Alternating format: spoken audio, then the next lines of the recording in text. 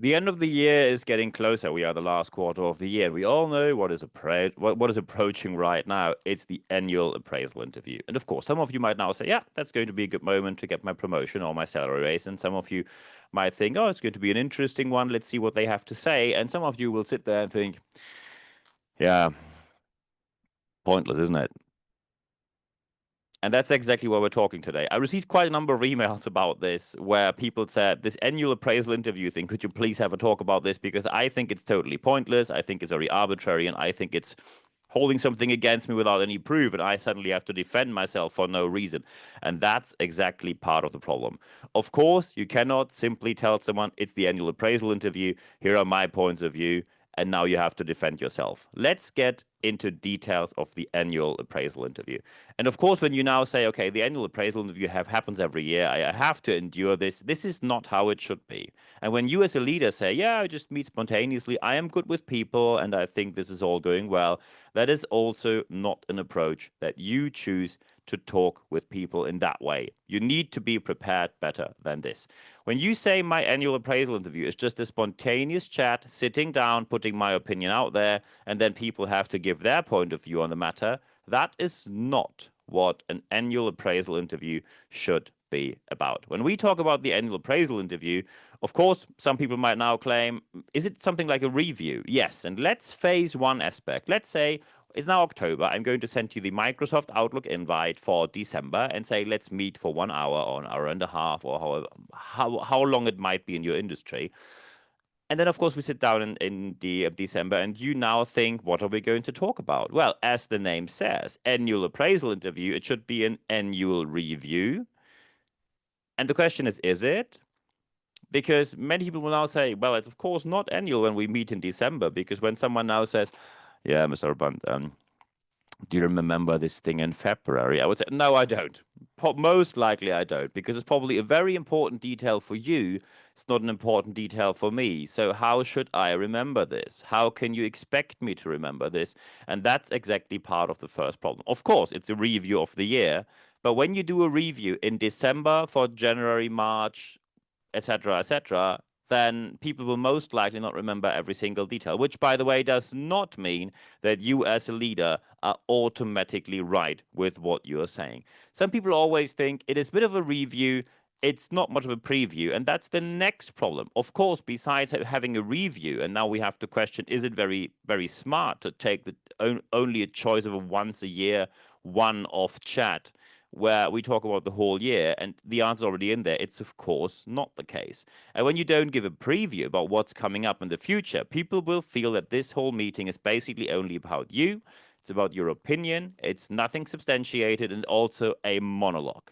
A monologue of the leading person, of the leader telling other people, that's what I think about you. And that is, of course, nothing which goes down too well.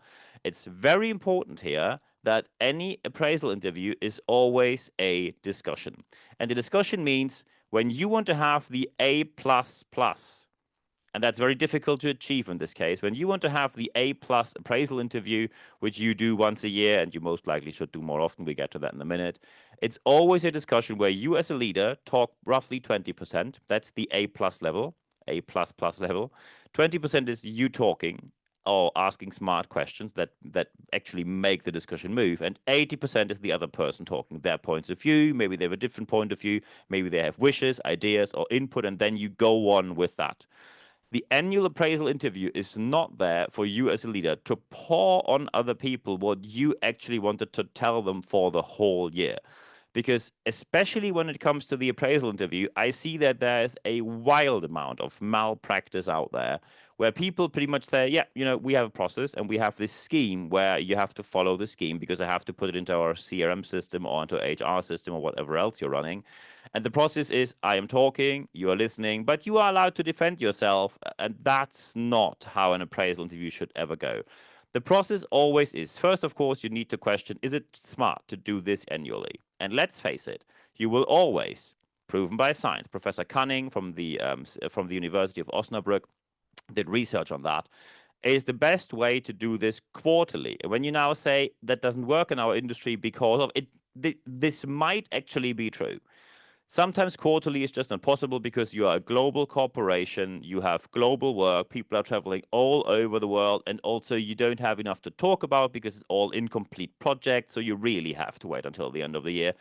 And then it's perfectly fine. However, after I told you what this is about, most likely not every single business is a global one. Most likely not every single business has global projects. Most likely not every single business has incomplete project and has to wait until the end of the year.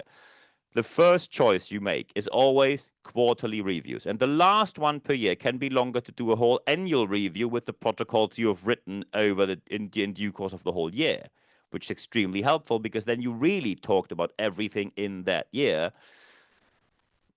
Unfortunately, quite often they go for biannually. They go for every 6 months, twice a year, or for annually. And annually, unfortunately, is still the most prevalent, most seen one. So the question is annual really helpful? In reality, no. If it doesn't work any other way, you have to keep it with all the downsides that this might have. And many businesses, you can have shorter ones quarterly, and I guarantee you immediately you will have better results in your organization. Because the probably slight dissatisfaction which happened in February, which escalated to someone quitting in July, could have been solved. The probably tiny bit of issues you have on the project in March, which escalated in October, might have been found out. The very little and tiny conflict between two team members in January that escalated probably company-wide in November could have been found out and dealt with much earlier. And it's very important that annual is the last resort. When you are a large corporation, I worked for corporations which have 6-digit amounts of people working for them, and you need to have one process in place. Then you can still have your own little process where you say, in our team, we do it this way. Fair enough. Be sure that when you make any kind of notes or anything similar, you do it GDPR compliant. You very quickly in today's times run into issues with GDPR. You cannot just do Excel files and then put something with a name in there where anyone probably can access it on some sort of drive so anyone can suddenly read what you think about others. That's not a smart choice. It's also not GDPR compliant. Be sure that you use software or solutions where people know that this is GDPR compliant. Some leaders get around it very simply. They simply say, I don't put any names there. I just have acronyms. Someone is water bottle, someone else is sunflower, and they just use acronyms for people so you don't know who that is. However, often when you read this, due to what is in there, often people can find out who is the one you're actually talking about. So question if it should be done annually. And of course, when you now have certain opinions, I give you a one-to-one copy, an original copy of what I just recently saw in an annual appraisal interview. And the leader sat down there and said, yeah, I'm going to do with my name now, Mr. Brabandt. I think you're less motivated than the year before, and when the person said, I actually don't see it that way. Could you please tell me how you get to that conclusion? Yeah, well, that's just how I see things, right? I know that you applied for promotion, but I just don't see you there. I don't see you there. When I don't see you there, you can't get promoted because I can't see you there. I just don't see you there. You're better off working in my department. So first of all, multiple issues with that. Number one, when you say I don't see you there, that is not reasoning. When you, for example, say, hey, look, you want to be promoted, and in my opinion, I can't promote you at the moment. I don't see you there because of 3 specific issues which really came to my mind. In February of last year, we had a massive issue with a client, and it's your job to deal with this. But what you did is you put it forward first to a colleague who isn't even qualified on the matter, and that colleague then was desperate and forwarded that to me, and I picked it up from there. Second, in May, we had a massive issue during our annual expo. We needed new products, we needed presentations, and we needed someone to actually step up. And when I asked who could step up, 2 others volunteered and you didn't do anything. And the final thing on that is in October, which is just 2 months ago, then we had this issue internally where you had a conflict between 2 team members. You could have easily stepped up and shown that you have leadership abilities, or at least ask me about this if I am okay with you stepping up, but you didn't do anything. You were the first one retreating, sitting at your desk, only doing your work, not helping the team at all.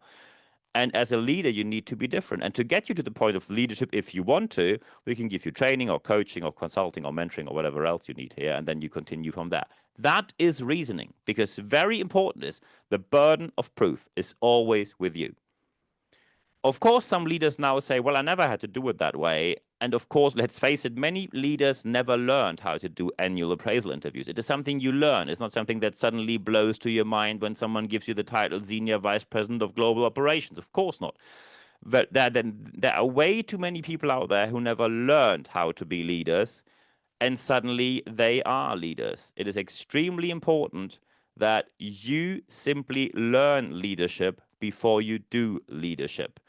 Any kind of outlook and options are always with the burden of proof on your side. You cannot simply tell people, I don't see it that way, I disagree with you. So, any disagreement in this in this course of discussion always ends up with me being right because, I am the leader and you're not. Then people will not do any kind of appraisal interview with you anymore in the future. So when you now say, how do I develop my people towards being able to deliver great annual appraisal interviews? First, of course, is people need to know it is not a formality. You probably know these kind of appraisal interviews which you have annually where people sit down with you and say, yeah, it's going well, isn't it? How are you, mate? Yeah, it's all good. Cool. Same with me. I just tick the box here, right? If you have anything, my door's always open. Cool. Thank you. See you next week. And that is something I've seen way too often happening. When you think that it is a formality where people can simply put out their nonsense on you or simply tick the box and move on, you shouldn't be surprised if they consider your organization an arbitrary one. What I told you before, the case of I don't see you there, is a real one. I sat there in due course of coaching, and a leader said, I don't see you there. And the consequence of that was that the person simply left the organization. Then HR stepped in because they said, please don't leave the organization. We really appreciate your work. Then the person said, I don't see myself being appreciated here. A negotiation followed. The whole notice was taken back. The person was promoted, however, in a different team because they said, yeah, we can't promote you in that team because that leader says they don't see you there. So they again backed the leader that didn't deliver on the promise of burden of proof is with them. That's a solution where at least the result was satisfying, but the process was not, because now anyone knows the way how to get promoted is you actually have to file your notice and then basically blackmail someone into promoting you. That is not how anything should be. Annual appraisal interviews are not a formality. They are an important aspect of actual leadership work, and they are also not an optionality. Just ticking the box is a massive offense towards the work of your people in your team. It is not something you do within 15 minutes. It needs intense preparation with every single member of your team, and it also needs intense preparation afterwards, including documentation and whatnot, because people rely on having fair chances, and especially in today's world, they have a right to get reasoning if something is denied towards them. And when you, for example, say, this is reason A, reason B, reason C, and by the way, reason D is our business model is challenged at the moment, and I don't even know what the regulation the government is putting out there, our business model exists in 6 months' time, then of course people will understand that you can't pour out money on promotions there. But you need to give the reasoning behind it. It's always your job as a leader to do that.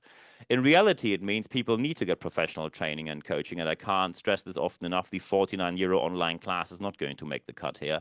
People need to learn how to do it. People need to learn how to communicate, because as soon as you put everything in place the way it should be, people feel seen, people feel heard, people actually are seen, people actually are heard, and with the burden of proof with you, you're way better with preparation, you're way better with delivery, and everything will become better in your organization from there. And I wish you all the best implementing that in your organization.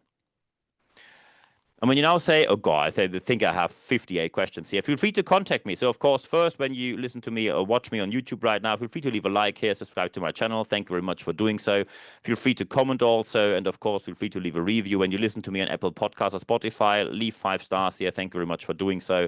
And recommend this podcast and videocast amongst colleagues, friends, anyone you know. Post it on social media. Thank you very much for doing so as well. With one aspect we only have online is YouTube, the leadership tips. We have leadership tips every single week. We have more than 100 out there already, the YouTube shorts available as they are called only on YouTube. So feel free to follow me on there as well. And of course, when you follow me on Apple Podcasts or Spotify, that's also an option. Or you go to my website, nb-networks.biz, and there you can see what I do and what services I offer.